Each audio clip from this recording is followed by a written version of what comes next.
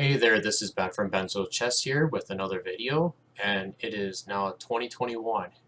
So I'm going to be doing my first top videos. So I would like to do a top 5 of my opinion of openings for beginners in 2021. So if you're a beginner and if you're looking for a simple opening that you don't have to memorize a lot, well, I got the openings for you, so stay tuned and check out my top 5 videos for beginners.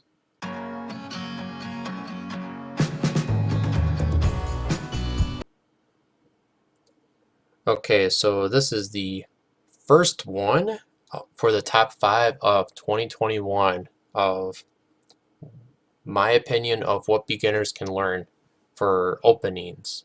Okay, the easiest openings for beginners. This is just my opinion. Everyone else has their opinions.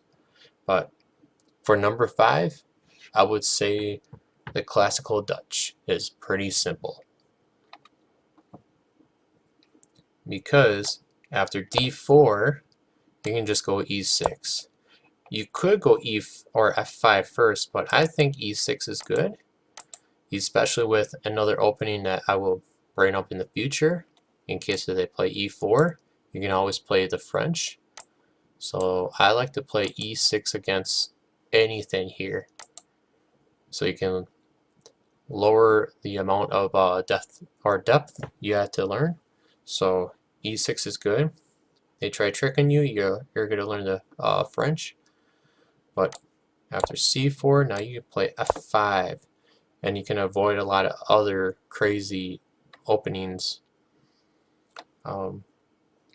that I do not like to play against when I play the Dutch. But I think the classical Dutch is pretty simple to play, and you can actually get some fun quick wins out of it. I get this type of win a lot of times.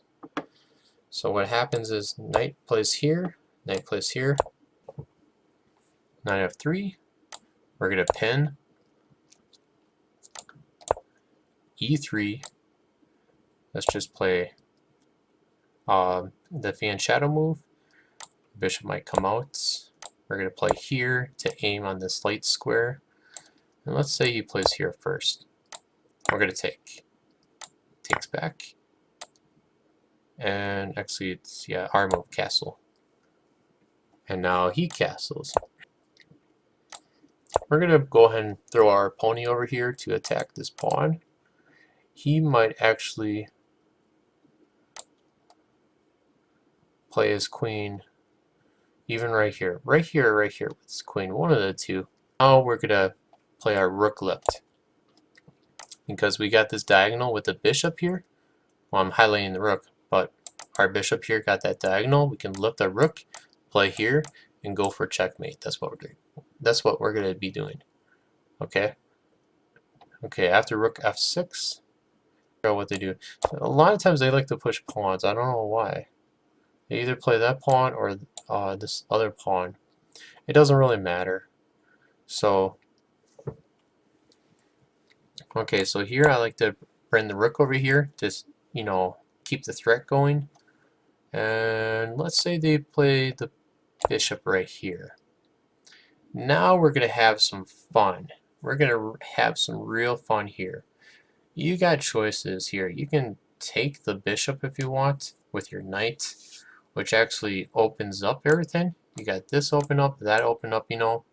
It's going to just be mayhem, right? But I really like this other move that's coming up.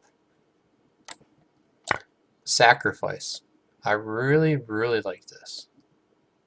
And then after the king takes, now you can play knight right here. Attacking the queen. Just attacking the queen, right? But a lot of times they might actually be like, well, that's a free piece. Why are you dropping your piece? I got my king protected. So maybe I'll just take here. Well, that's bad news bearer here said that's no good. Queen right here. I dare you to take my queen. You can't because you're in a pin. and doesn't matter what happens. If this king comes here, you got this checkmate, and even if the king comes here, you got this checkmate here. So I actually play that a little trick sacrificing rook multiple times. I would definitely say that this bishop has to be on this diagonal, and this queen, you know, either this bishop or this queen, neither of them can be protecting the knight. I tried it when they're protecting the knight and it like never works. Sometimes I get a good attack going, but it's more successful when those two are not protecting the knight. So maybe in the future I will show you more games of those because I have plenty of examples. Okay, we're going to go with number 4.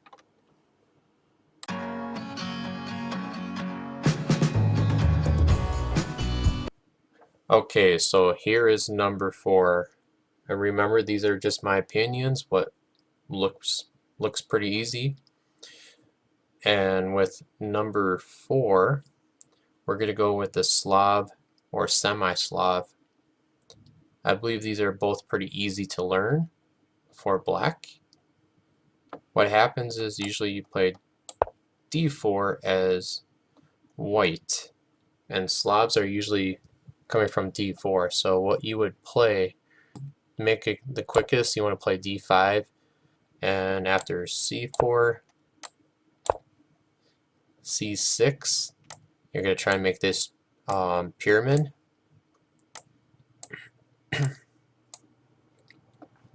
And then after knight c3, it could even be this way too.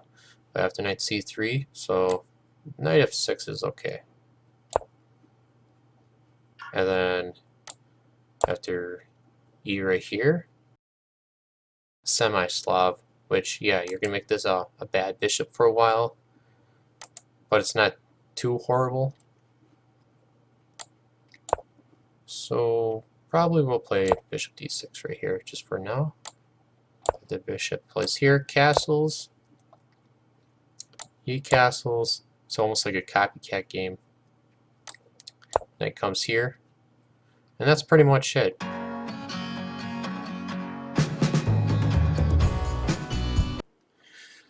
Okay, so this is number 3. This is not a game I played against as is raw b6. Because I just clicked back a couple times, reset the board, and left his name on there. But number 3 is called a Scandinavian Defense for black. And this is pretty simple for beginners to play, especially in 2021. It's not a lot to remember. After e4, you can play d5, and you're challenging the pawn right away. And like 90% of the time in beginner games, or even higher than that, they will take the pawn, and all you have to do is take back with your queen. Usually you don't bring your queen out this early, but in this opening you do. And next, white will play here to attack your queen. But you have 3 places to go. You have this square to go with your queen, which is what a lot of players play. You can play to this square, which is normal. It's okay, it's kind of tactical. And then what I would recommend is just playing back here. I'm just bringing your queen back. Just keep her safe. And then right now it's actually simple. After you bring that queen back here, let's try to get rid of all the arrows. After you bring the queen back there, they're going to play maybe, say, bishop here. You can probably play pawn there. They finally bring their knight out. So probably you want to play knight to f6 first because of tactics. Okay, d4 is played. Actually, yeah, play here, which is e6. You're still good. They're going to develop their bishop right here, I believe. He's gonna castle, you're gonna castle too. So, but it's pretty simple. You don't have to memorize a lot as a beginner. This is just a fun little open you can play as a beginner. There's not a lot to remember. I highly actually don't suggest this bishop over here. Forgot there's some tactics. Okay, going on with number 2.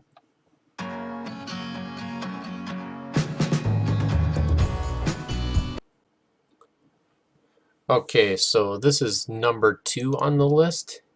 This would actually be probably the best opening for beginners as black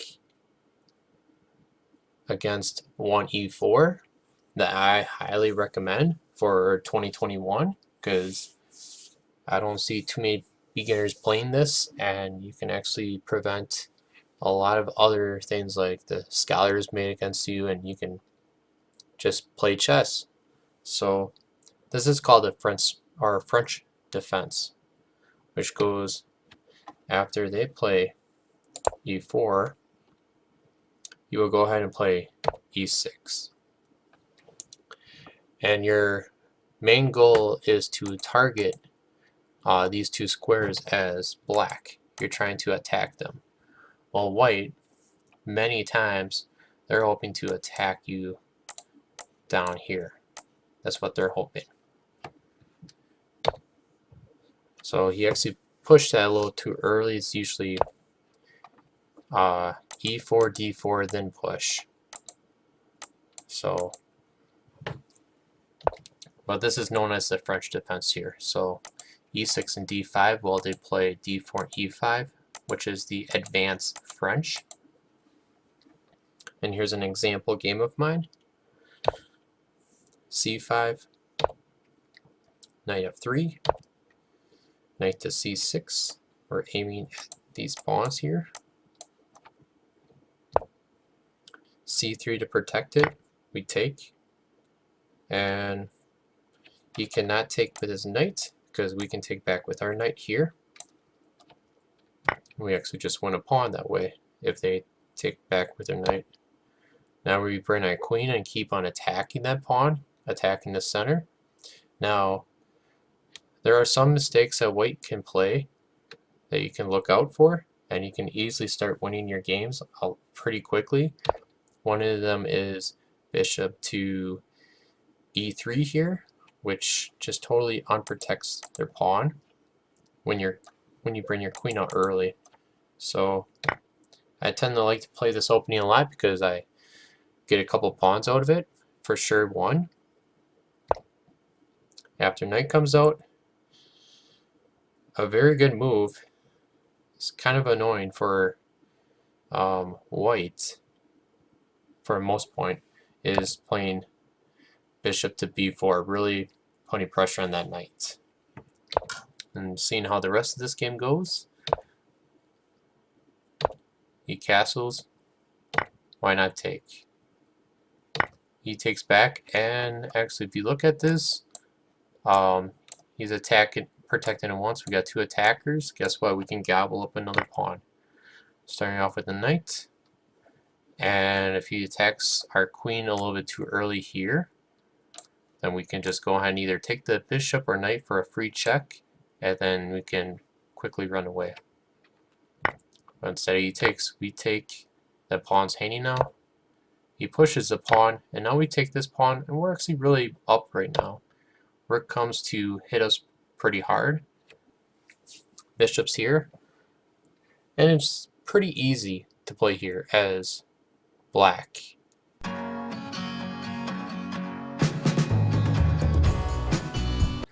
Okay, here, so this is the #1 opening for 2021 for beginners. This is a pretty easy setup. You don't have to learn or memorize that much. d4, and one example game would be knight f6, knight f3, d5, f4. So now we're in the London. This is what's called the London opening. c5 is a little bit aggressive, which a lot of people will play, or they'll play even c6. but you're going to try to keep up with this pyramid here by playing e3, knight to c6. We're going to keep up with the pyramid. They play e6, knight b to d2. After they play bishop there, then you can continue with your bishop here. And you can use this setup pretty much 99% of the time. You don't have to memorize a lot, and you have a lot of attacking chances. And especially at the beginner level, they're going to play this type of opening as black, and you can definitely aim at launching pawns over here, launching your bishop over here, get your knight out here. Your queen's going to either come here or come here and slide over, or even just come over here.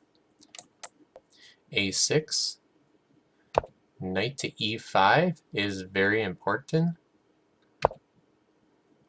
They castle.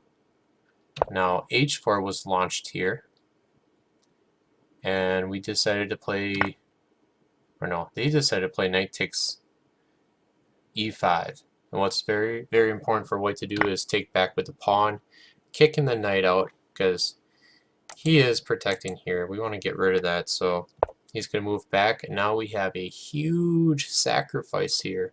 A huge sacrifice. Bishop takes. King will take back. The queen will come in, looking for the kill. The king will go back to g8. Now we want to bring the other pony in. Knight to f3. We're trying to get all of our pieces to attack the king over here and just go for checkmate, right? f6 was played, but it's not a problem. g5 is played. He shouldn't be taking because we take back and we threaten checkmate easily. Okay, but he does take, and we take back. And also we threaten to push here and then get our queen there for also another checkmate. Bishop takes. We're okay with that. We take back with our bishop, threaten his queen. He moves his queen out. We're going to throw our other pawn out because we're going to storm the king. d4 was played. Castle to the queen's side because we want to bring this other rook over here and get our king safe to the other side somehow, which we are. D takes. Now we check the king. The king runs away. Rook to h6. There's a pin here. He cannot take because we have a pin. C takes d2, which is no problemo. We play king to b1, and it should be checkmate in about 9 moves, depending on what black does. So, thank you for watching, and stay tuned for the next video.